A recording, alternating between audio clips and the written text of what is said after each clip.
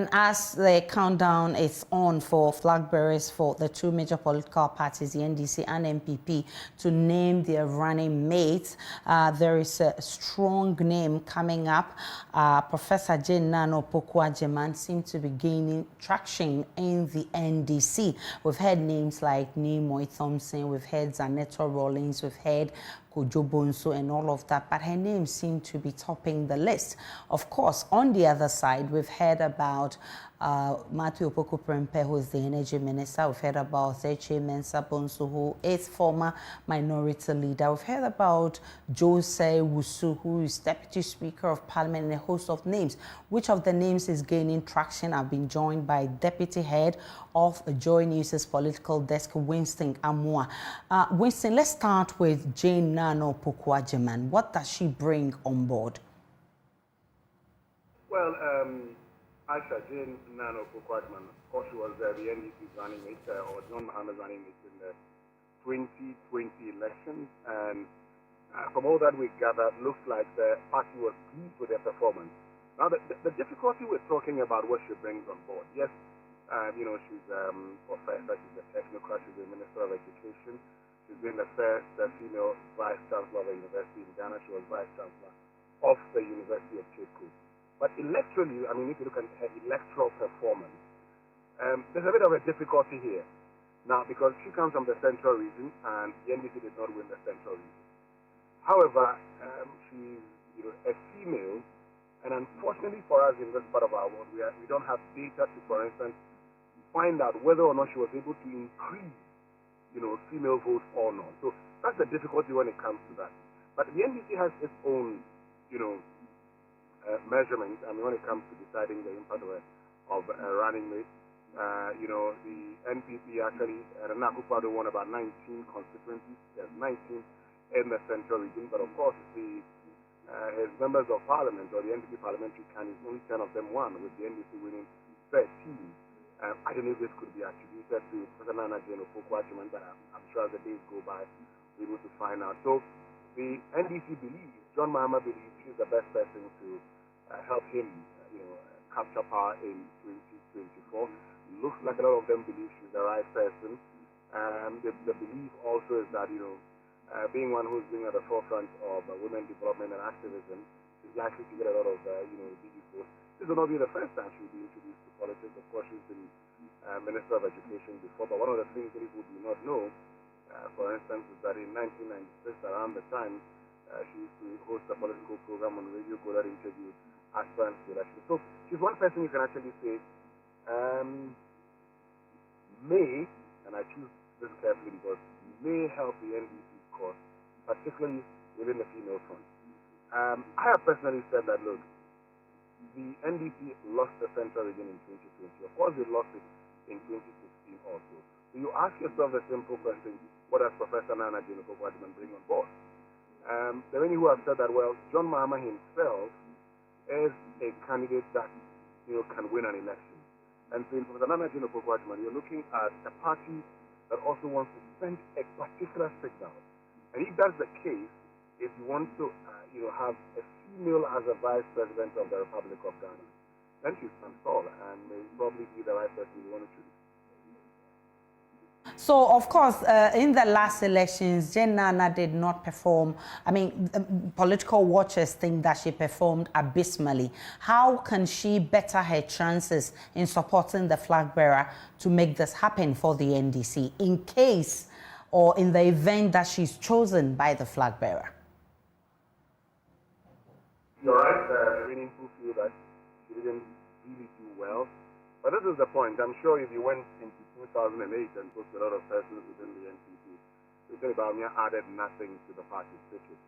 But in 2012, they probably would have thought he had improved, and by then they could see the impact of it, Dr. Mahmoud Bawumia. So she was there in 2020, may have learned a thing or two. She's been more at the forefront now than she was in 2020. The feeling is that this time around, she probably may have learned a lot of thing or two more about politics and could deliver. She's very intelligent, no doubt. She's not a politician. She's not your regular politician. But I'm sure from 2020 up until now, she may have learned a thing or two. Will that inure to her benefit and to the benefit of the NDC? Well, like our people say, only time will tell.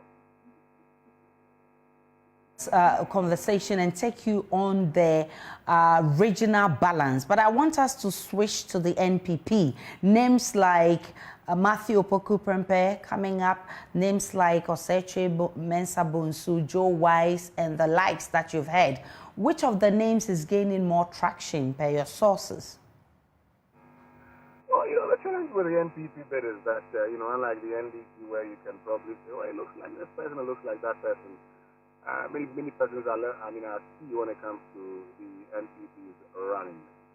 A lot of people within the party prefer Matthew Opoku Prempeh and Napo and Bawumia, tickets. The question is being asked whether the two can work together.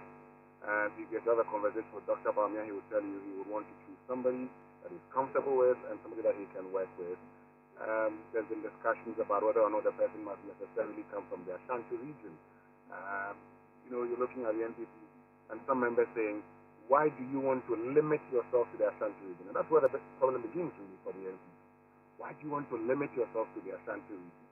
And so if it's the Ashanti region, look at a lot of people support Napo. They want to see him. George Deus has a lot of support also, so is Oseche Mensah Bonsu.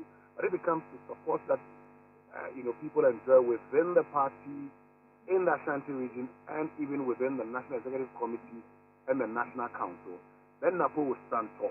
But the other question is, will he stand tall when it comes to the flag bearer who's supposed to choose the running mate? That's what we are not sure of, and that's what we do not know. Because other names have also been thrown in, apart from these three. You had Apostle Opoku Nyina being thrown in. You had, recently had names like Nana Akomia and others. And increasingly, the NPP is beginning to ask the question, must the running mate necessarily be from the Ashanti region? And I think they're beginning to realize that that should not just be the case. We shouldn't limit themselves to just one region. After all, the party in choosing a running mate in the past had not limited itself just to a particular group. Well, you can argue that, Raji Ali Mahama was from the northern region and Dr. Bawumia was from the old northern region. But of course, they did not go in saying that you wanted to go for somebody in a particular region. So that's a bit of a challenge. There's a bit of a difficulty with the NPP. But I'm sure that, they've told you, they said to people that, the party mustn't necessarily be in a hurry to choose a running mate. But I'm sure that increasingly, once the NDC is done with this selection of a running mate, all things being equal next week, the question now is to get onto the NPP. You know how this regional balance thing plays? I mean, that card in especially the two major political parties. What will be the best decision for these two major political parties in terms of regional balance? I mean, and in terms of who they choose to run along with their flag bearers. We've looked at elections, we've looked at results, we've looked at factors that influence elections. And the suggestion from the surveys indicate that, where somebody comes from does not really, influence. There's just a 14th factor, and in some instances, we talked about the fact that how people feel the state of the economy is the most important thing. This is the thing. Regional balance may be key because you get a lot of stamp votes, not much stamp votes. We have seen Dr. Bawumia being able to, push or flip some of the regions, particularly the northeast region, for instance. But that's also because Dr. Bawumia stayed there, and Dr. Bawumia perfected the art of politics. If you perfect the art of politics, and if you come from an area where you are accepted as being one of them, where you've been able to help a lot of people, where a lot of people see you, see themselves in you, then you can say that this person will bring you a lot of votes. But until that is achieved, I'm sorry, you could do a regional balance, and we saw it happening in the central region. The NDC lost. And in the Upper East region, the NPP won. But of course, the NPP lost in 2008, lost in 2012, then won it when it comes to the Northeast region, I beg your pardon, then won it in 2016 and 2020. So let's see how it goes. But if you ask me, I'll tell you that per the research, regional balance doesn't play a lot of a role. What really plays much role is the competence of the person. Right, so Winston Amoah is deputy head of Jory News' political desk. We've been trying to understand what will actually be the best decision for any of the two major political parties, the NDC and the NPP. Of course, you've heard all the names that's popping up. The NPP seem to be focusing more on the Ashanti region. The NDC, however, looks like they're scattered across. You have names from Central, from Ashanti region, from other regions. So definitely the regional balance will make a difference because it plays a lot in the decisions of the political parties. Yes, we